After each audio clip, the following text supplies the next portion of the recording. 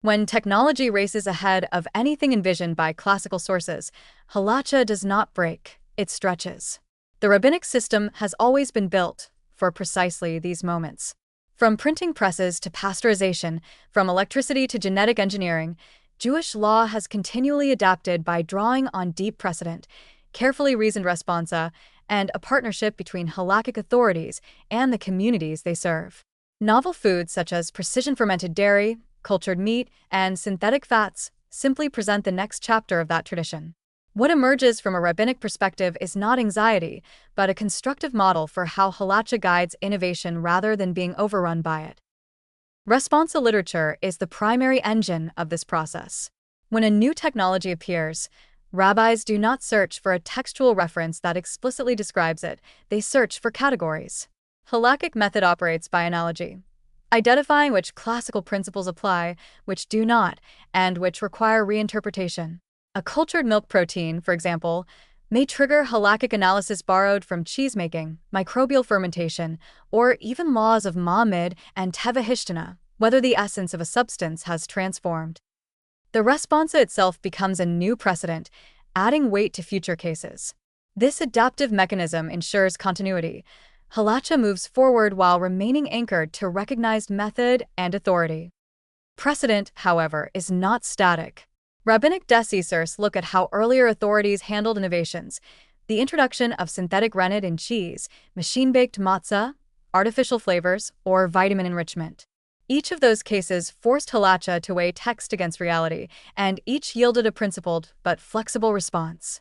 Those earlier rulings now give today's rabbis a roadmap: how to interpret ingredients whose origins blur traditional categories, how to classify processes that mimic nature, and how to establish limits that protect the integrity of practice without freezing technology in place.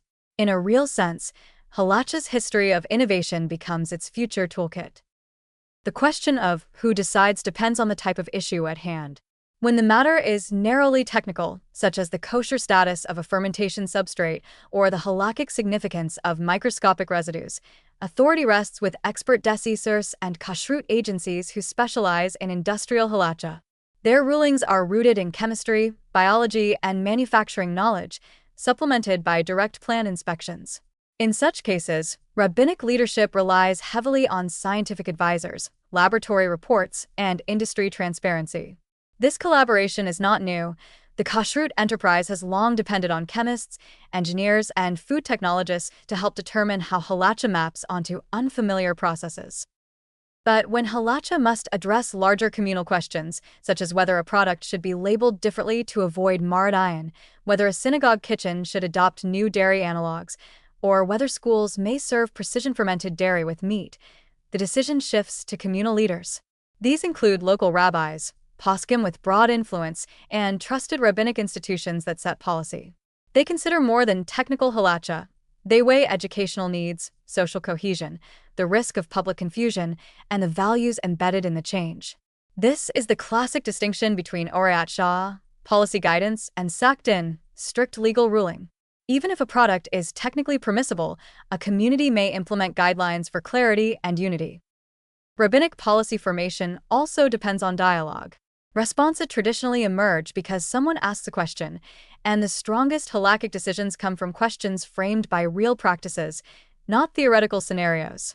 As food technology evolves, halakhic authorities increasingly engage directly with manufacturers, certification agencies, and laypeople to understand what the technology actually does.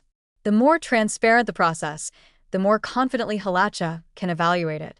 This dialogue transforms rabbinic decision-making from reactive to proactive.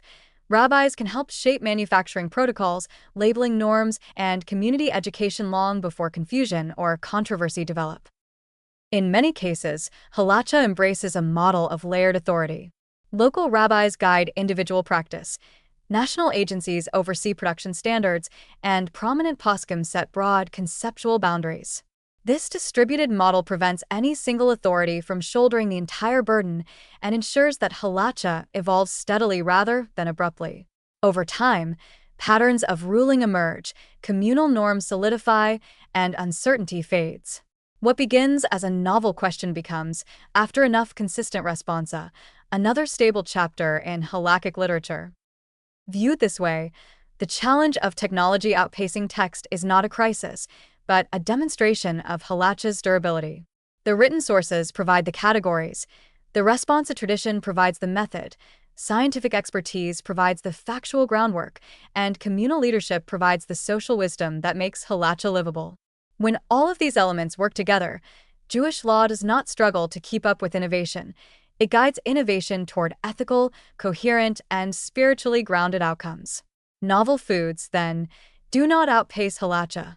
They invite Halacha to do what it has always done best: interpret, apply, refine, and illuminate the path forward.